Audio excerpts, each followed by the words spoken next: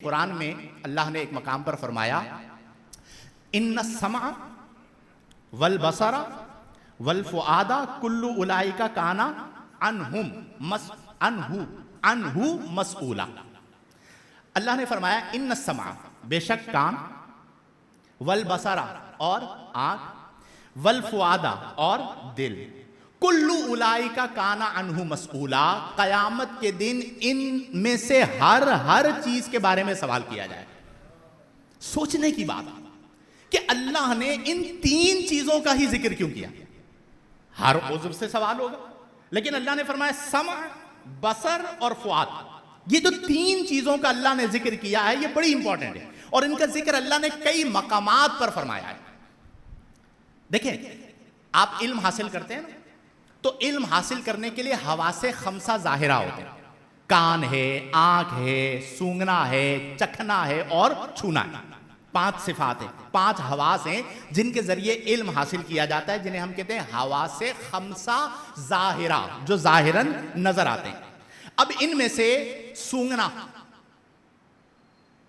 اللہ کی صفت بن سکتا ہے؟ نہیں، اللہ تعالیٰ سونگنے سے پاک ہے۔ چکھنا اللہ کی صفت بن سکتا ہے؟ اللہ تعالیٰ چکھنے سے پاک ہے۔ چھونا اللہ کی صفت بن سکتا ہے؟ اللہ تعالیٰ چھونے سے پاک ہے۔ تین گئے، بقیہ کتنے بچے؟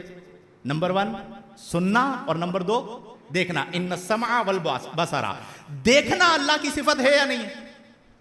سننا اللہ کی صفت ہے یا نہیں ہے؟ اس کا مطلب کیا ہوا کہ اللہ تعالیٰ نے اپنی صفت بیان فرمائی کہ میں سمیع و بصیر ہوں ذاتی طور پر، اور میں نے اپنے بندوں کو بھی سمیع و بصیر بنایا ہے عطائی طور پر۔ تو یہ جو دو صفات ہیں، سننا اور دیکھنا، یہ اتنی امپورٹنٹ ہیں کہ اللہ نے خاص طور پر ان کا ذکر کیا کہ ان السمع بے شک سننا، والبصر اور بے شک دیکھنا، والفؤاد اور دل، ان تین چیزوں کے بارے میں قیامت کے دن خاص طور پر سوال کیا جائے۔ کیوں؟ کہ دیکھیں دو چیزیں ہوتی ہیں، ایک ہوتا ہے الہام۔ کیا ہوتا ہے قاری صاحب؟ الہام۔ اور ایک ہوتا ہے کشف۔ دو چیزیں۔ الہام کا جو تعلق ہے وہ سماع کے ساتھ ہے۔ کس کے ساتھ ہے؟ سننا۔ تو الہام جو ہے وہ سماعت کے ذریعے ہوتا ہے کہ وہ چیز ڈالی جاتی ہے، سنی جاتی ہے۔ اور دیکھنے کا جو تعلق ہے وہ کشف کے ساتھ ہے۔ دیکھنے کا تعلق کس کے ساتھ ہے؟ کشف کے ساتھ ہے، کہ کشف جو ہے وہ دیکھنے سے ہوتا ہے کہ بندے کے سامنے مکاشفہ ہو جاتا ہے، کشف ہو جاتا ہے، جسے کشف القلوب بھی کہا جاتا ہے۔ تو اب یہ جو دو صفات ہیں یہ بہت امپورٹنٹ ہیں کہ بندہ سن کیا رہا ہے، بندہ دیکھ کیا رہا ہے۔ اور یہ جو دیکھنا اور سننا ہے، یہ دونوں چیزیں، یہ دو راستے ہیں، اور یہ دونوں راستے پہنچتے ہیں دل میں۔ تین چیزوں کا ذکر ہے نا، سمع، بصر، فؤاد، کہ دل میں جو بھی پہنچے گا وہ یا سن کے پہنچے گا یا دیکھ کر پہنچے گا۔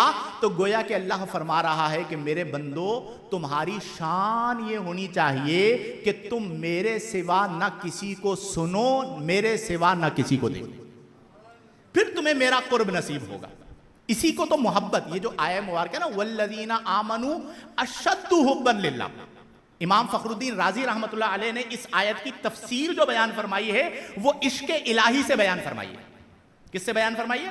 کہ ایک ہوتی ہے محبت، پھر ایک ہوتی ہے شدید محبت، پھر ایک ہوتی ہے اشد محبت۔ ایمان والوں کی جو شان ہے وہ محبت باللہ نہیں، شدت محبت باللہ نہیں، بلکہ فرمایا اشد محبت، کہ والذین آمنوا، اور وہ لوگ جو ایمان والے ہیں، اشد حبا للہ، وہ اللہ سے شدید محبت کرتے ہیں۔ تو امام فخر الدین رازی فرماتے ہیں کہ اس کی تفسیر یہ ہے کہ وہ اللہ سے عشق کرتے ہیں، اور جب بندہ اللہ سے اتنی شدید محبت کرے، عشق کرے، تو اس کی توجہ ہر وقت اللہ کی ذات کی طرف ہونی چاہیے۔ وہ جب مانگے تو اللہ سے مانگے، وہ جب مدد طلب کرے تو اللہ سے مدد طلب کرے، وہ جب استعانت چاہے تو اللہ سے استعانت چاہے۔ جب اس کے دل کا تعلق اللہ سے مضبوط ہو جائے گا تو یہ وصل کا راستہ۔ اچھا، وصل کے بھی راستے دو طرح سے ہوتے ہیں۔ ایک ہوتا ہے، یا معرفت کے راستے دو طرح سے ہوتے ہیں کہ اللہ کی معرفت حاصل کرنی ہے، کیسے حاصل کریں؟ تو فرماتے ہیں معرفت بالمحبت اور معرفت بالخوف۔ ایک ہے محبت کا راستہ اور ایک ہے خوف کا راستہ۔ دونوں راستوں سے اللہ کی معرفت حاصل ہوتی ہے، دونوں کا ذکر موجود ہے. لیکن جو اہل دل ہیں وہ یہ کہتے ہیں کہ اگر معرفت کا راستہ چاہتے ہو اور آسان راستہ چاہتے ہو تو پھر محبت کے راستے کو اختیار کریں. چونکہ محبت آپ میں جذبہ بیدار کرتی ہے، محبت آپ کو محفوظ کرتی ہے. اور اگر کوئی اعلیٰ درجے پر فائز ہو جائے، الذین آمنوا وکانوا یتقون، تقوی، اللہ سے ڈرنا، تو وہ بھی ایک کمال راستہ ہے. لیکن دونوں کا نتیجہ یہ ہے کہ بندہ اختتاماً کہاں پر پہنچ جائے؟ اللہ کی محبت پر. تو آج ہم سب نے اسی پر غور کرنا ہے کہ ہم اللہ کے قرب کو کتنا پا رہے ہیں، ہم اللہ سے تعلق کو کتنا مضبوط کر رہے ہیں.